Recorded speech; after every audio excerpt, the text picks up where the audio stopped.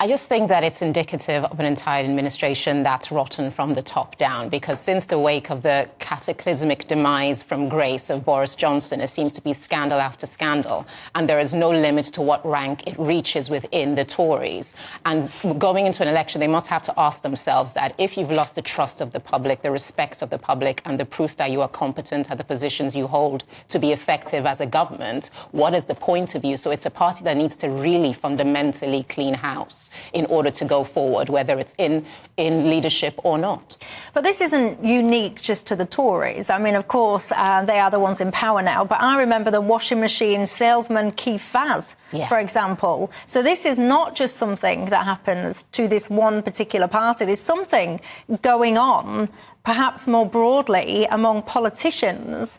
And I don't know what it is. I was trying to be kind today to everyone, and I was thinking, is it something to do with the strange working setup? You know, these guys are often hundreds of miles away from their families and their homes. They're working all the hours God sends. They've got all of these bars in their place of work within Parliament. Is there something... the way that they're working? You know that there's that saying, absolute power corrupts absolutely. There's that intoxication that comes with power that gives you the perception that you are beyond accountability, because there's always a myriad of people whose job it is to protect you having achieved that power, because you become an asset. And as an asset, you're beneficial to a lot of people, particularly when you have the Tories in power.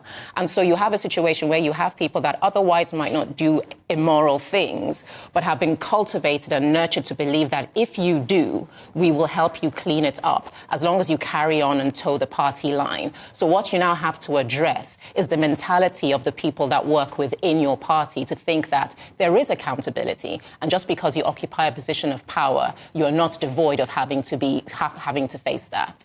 Indeed. One of my audience, Peter, says the sickness in Parliament has always been there. He says, but now it's simply that the light is shining on it. Philip says, what on earth is going on? The people that are supposed to be setting the standards for us mere mortals to follow have gone to the dogs. And speaking about accountability, the whole Rayner thing, Angela Rayner thing, that's not going away anytime soon. And I thought it was quite interesting that Keir Starmer and other people have said that this is all classism.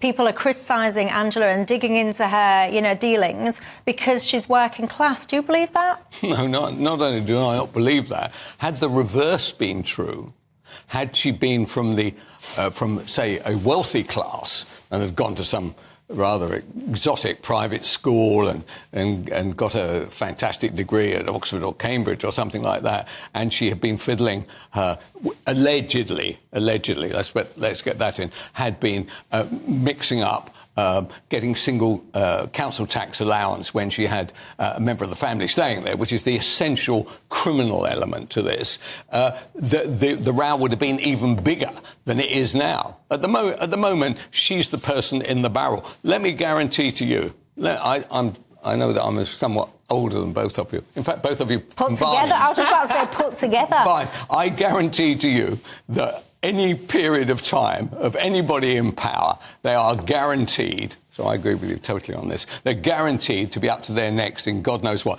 With the Tories, it's always sex, and with Labour, it's always money.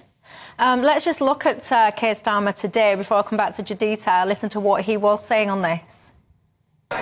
We've got a billionaire Prime Minister and a billionaire Prime Minister, both of whose families have used schemes to avoid millions of pounds of tax, smearing a working-class woman. What do you make to that, Juditha? I mean, obviously he's using a very charged vocabulary to get a reaction, but the fundamentals of the argument do hold water, because when you look at the degree of transgression, let's say it's alleged now, but let's say in worst case scenario she's guilty. It's so marginal, the error that she has made, by comparison to what the Tories are having to deal with. The zeal with which they are attacking her, you have to say, it isn't measurable by comparison. And it's obviously because it's kind of diversion tactics. There is so much mess within their own party. Any slight thing that goes wrong, divert attention towards it, shine the light as bright as you can on it, and then people don't focus on the problems you have at home. I don't think it's that. I think it's actually you reap what you sow, and our kind of political spectrum and the focus, it's become so ridiculous, so low level, so low rent. Anyone that remembers the ridiculous obsession about things like, did Boris Johnson eat a slice of cake during that work meeting? People lost their marbles over it. They were obsessed with each tiny little detail. And when you work at that level, when you try and bring it down to such a, like, I would argue, quite a stupid level, really, then you can't start crying when that visits you in return. But I think the difference in that is how quick she has been to step up and say, if I am proven to have done something wrong, I will step down. What people found the biggest problem was with Boris Johnson is the point you made before,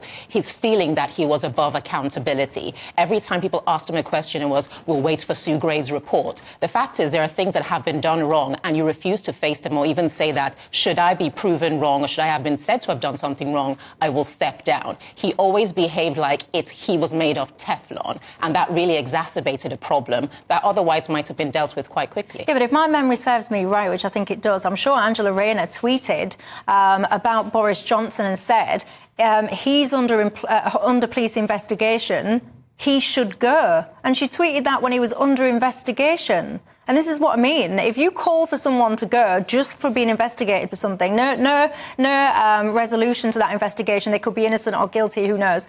But if you're calling for a resignation at that point, then it's a bit of double standard when you don't think you yourself should resign at that point of investigation. To an extent, but I think it was such a protracted period and it was compounded by accusation after accusation piling on top of one another with a complete perception that he refused to take accountability for any of it. That's what drives you to a point of frustration where you then say that this is a guy that should just go. So indeed, she's being burned by her own wick, but then it's what she said at the time did hold water based on how far Boris Johnson had pushed it. Well, there you go. What do you make of it all?